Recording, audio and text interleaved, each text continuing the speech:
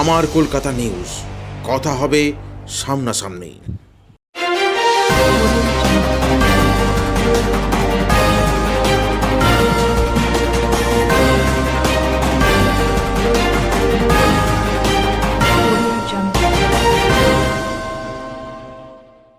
সরকারি স্কুলে অতিরিক্ত ভর্তির টাকা নেওয়ার প্রতিবাদে এসএফআই এর বিক্ষোভ।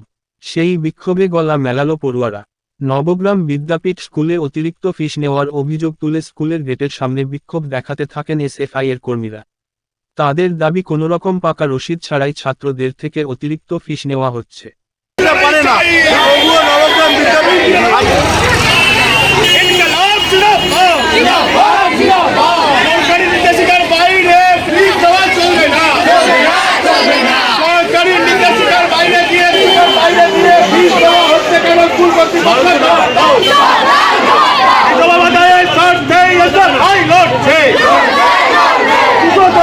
বেশি 1 টাকা ফিস নেওয়া চলবে না, 10 টাকা ফেরত দিতে হবে, 10 টাকা ফেরত দিতে হবে, 240 টাকার বেশি 10 টাকা ফেরত দিতে হবে।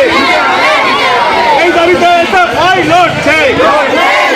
ক্লাস 9-এর 1220 টাকা দিয়েছে। 1220 টাকা, কিন্তু নিয়ম তো ছিল 240 টাকা বেতন দেওয়া। হ্যাঁ, এবং সব কিছু বিল ফিল দেখালো, 1000 টাকার বিল দেখালো, 200 টাকা পুজোর চাঁদা আর কি জেনারেটার না কি বললো, কম্পিউটার বললো, ওই নিয়ে পিছনে লিখে দিয়েছে টোটাল 1220 টাকা দেওয়া। কিন্তু যে সরকারি স্কুলগুলো সেগুলো একদম সরকার থেকে নিয়ম করে দিয়েছে 240 টাকার বেশি বেতন নেওয়া যাবে না। জানে দেবার চাইছে, স্কুলে কি করবো, ছেলেকে তো পড়াতে হবে, না তো বই কিছু পড়া যাচ্ছে না, ধরুন ভর্তি তো করাতে হবে। কোনো পাকা বিল দিয়েছে না, 3খানা বিল দিয়েছে, তার মধ্যে 1000 টাকা লেখা আছে, আর 200 টাকাটা আপনার পিছনে ওরা লিখে দিয়েছে, টোটাল 1200 টাকা লিখে। পাকা বিল নাকি কাঁচা বিল সেটা এখন কি করে বুঝবো, ওনাদের 3খানা স্কুলের বিল লেখা আছে, ঠিক আছে, একটা হলুদ কালার, 2টো সাদা কালারের বিল লিখে নবগ্রাম বিদ্যাপীঠ লেখা আছে, 1000 টাকা সেটা বিল আছে। 200 টাকাটা যে 220 টাকাটা ওই ব্যাচের জন্য নিয়েছে 20 টাকা, আর 100 টাকা বলছিল সরস্বতী পুজোর চাঁদা, আর 100 টাকা আপনার জেনারেটার না কম্পিউটার চার্জ, এই মিলিয়ে টোটাল 1200 টাকা দেওয়া। এইভাবে যে বেতন বৃদ্ধি হচ্ছে কি বলবেন? কী বলবো, এখন সাধারণ মানুষের তো কষ্টই, এবার না যদি সরকার মানে বা স্কুল যদি চাপ দাদা দিতেই হবে আমাদেরকে, মানে আমাদের অসহায় তো অবশ্যই, এবার ছেলে মেয়ে মানুষ করতে পড়াতেই হবে, এই জন্য দিতেই হবে। তাহলে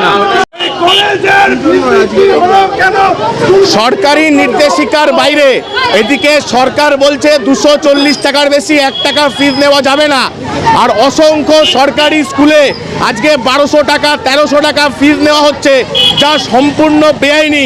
আদতে দাঁড়িয়ে রাজ্যে তৃণমূল কংগ্রেসের সরকার চাইছে এই সরকারি স্কুলগুলোকে তুলে দিতে 1200 টাকা 1300 টাকা ফিস নিয়ে আজকে 8207খানা স্কুল বন্ধের মুখে। এর অন্যতম কারণ হচ্ছে এই বেআইনিভাবে ফিস নেওয়া হচ্ছে।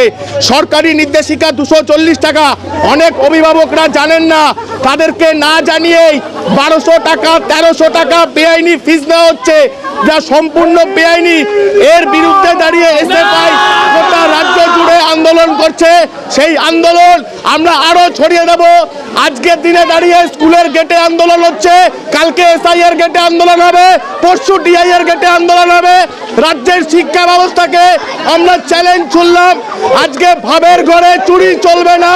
সরকারি নির্দেশিকা করছেন 240 টাকা, তার বাইরে 1 টাকা ফিস নেওয়া যাবে।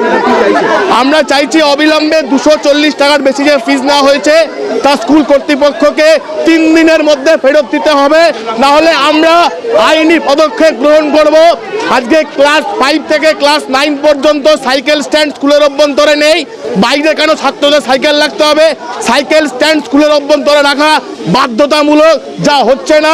এর বিরুদ্ধে দাঁড়িয়েও আমরা আন্দোলনে মুখরিত হব।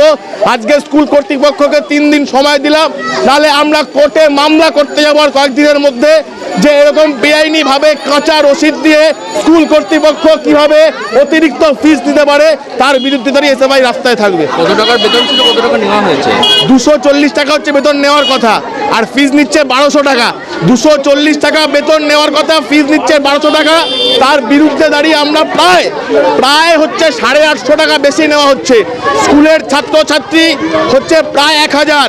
এবার আপনি 1000 × 800 টাকা করুন, সেই টাকাটা হচ্ছে কালো টাকা, যেটা ওই তৃণমূল কংগ্রেসের 75 আর 25-এর ভাগে 25 ভাগ কালীঘাটের টালির চালায় যাচ্ছে, আর বাকি 75 ভাগ এই ছোটখাটো নেতারা ভাগ করে খাচ্ছে। আমার কলকাতা নিউজ, কথা হবে সামনাসামনি।